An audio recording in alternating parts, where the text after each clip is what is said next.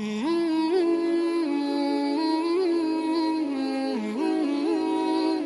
صحابی حضور کی خدمت میں حاضر ہوئے، عرابی تھے، دیہات کے رہنے والے تھے۔ انہوں نے حضور کی بارگاہ میں ایک بات عرض کی کہ حضور اسلام کے حکام تو بہت سارے ہیں، آج بھی اگر آپ دیکھیں تو کتابیں بھری پڑی ہیں۔ پھر حضور ارشاد فرماتے تھے، صحابہ اس کو سنتے تھے، محفوظ کرتے تھے، آگے بیان فرماتے تھے۔ ان کا بہت سارے احکام ہیں اسلام کے، میں ایک دیہاتی شخص ہوں، مجھے کوئی ایک بات ارشاد کر دیجیے جو میرے لیے کافی ہو۔ تو آقا کریم نے اس شخص کو ایک بات ارشاد کی، فرمایا کہ ان تموتا ولسانک رطب من ذکر اللہ، تو اس حالت میں فوت ہو کہ تیری زبان اللہ کے ذکر سے تر ہو۔ 100 باتوں کی ایک بات ارشاد فرما دی، ان تموتا ولسانک رطب من ذکر اللہ، تو اس حالت میں انتقال کرے کہ تیری زبان اللہ کے ذکر سے، میں اور آپ اپنی زندگی اس طرح سے گزاریں کہ موت اچانک آئے یا طبی موت آئے، جس حالت میں بھی ہمیں موت آئے تو ہماری زبان عادی ہو اللہ کے ذکر کی، ادھر سے سانس ٹوٹ رہی ہو اور ادھر لبوں پر اللہ کا نام جاری۔ جس شخص کا آخری کلمہ لا الہ الا اللہ ہوا، اللہ اس کو جنت میں داخل فرماتا ہے۔ اور کتنے خوش نصیب لوگ ہوتے ہیں کہ مرتے ہوئے جن کے لبوں پر اللہ کا باقاعدہ نام آتا ہے، اللہ کا ذکر ان کے لبوں کا وظیفہ ہوتا ہے۔ اور کچھ لوگ ان کو تلقین بھی کریں تو زبان پہ اللہ کا نام نہیں آ پاتا۔ اور ان میں سے ایک وہ شخص جو شراب کا عادی ہے یا کسی بھی نشہ آور چیز کو لیتا ہے، تو ایسے شخص کو مرتے ہوئے کلمہ نصیب نہیں ہوتا۔ جو اس کو دنیا کے اوپر سزائیں دی جاتی ہیں، ان سزاؤں میں سے ایک سزا یہ ہے کہ مرتے ہوئے اس کے لبوں پہ کلمہ نہیں آتا۔ اور علماء نے یہ بھی لکھا ہے کہ جو بے نماز ہے، نماز نہیں پڑھتا، مرتے ہوئے اس کے لبوں پہ بھی کلمہ جاری نہیں ہوتا۔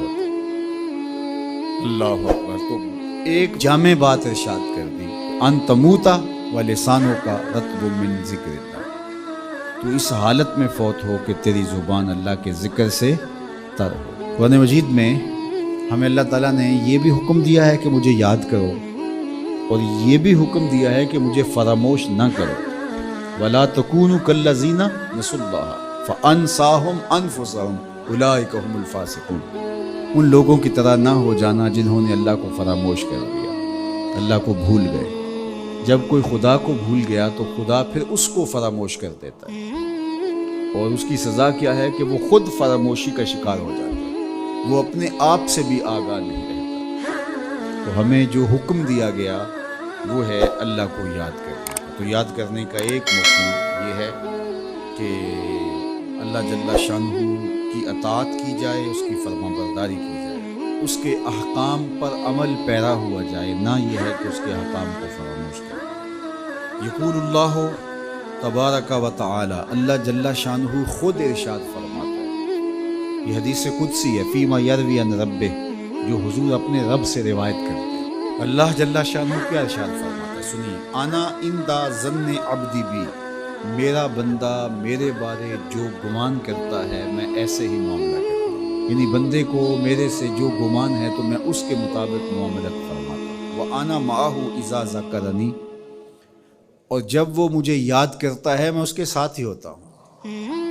جب میرا بندہ مجھے یاد کرتا ہے تو میں اس کے ساتھ ہوتا ہوں۔ فَإِذَا ذَكَرَنِي فِي نَفْسِهِ ذَكَرْتُهُ فِي نَفْسِي، جب وہ مجھے اپنے دل میں یاد کرتا ہے تو میں بھی اسے اکیلے یاد کرتا ہوں۔ کتنی بڑی بات ہے کہ کسی کو رب یاد کرے۔ اللہ اکبر۔ کہا جب وہ اکیلے مجھے یاد کرتا ہے تو میں بھی اس کو اکیلے یاد کرتا ہوں۔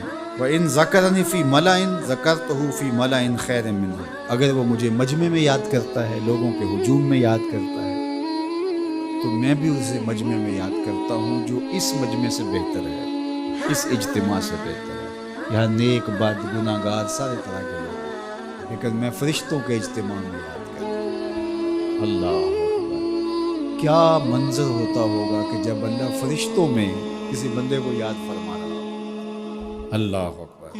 اور ایک حدیث میں جو ہے وہ اس کے پھر آگے لفظ جو ہے یہ ہے، میرا بندہ میری طرف اگر ایک بالشت چل کے آتا ہے تو میں ایک ذرا آتا ہوں، اور میرا بندہ میری طرف اگر ایک قدم آتا ہے 70 قدم آتا ہے، اور اگر میرا بندہ میری طرف چل کر آتا ہے اتیت ہو ہر والا، میری رحمتیں دوڑ کے استقبال کرتی۔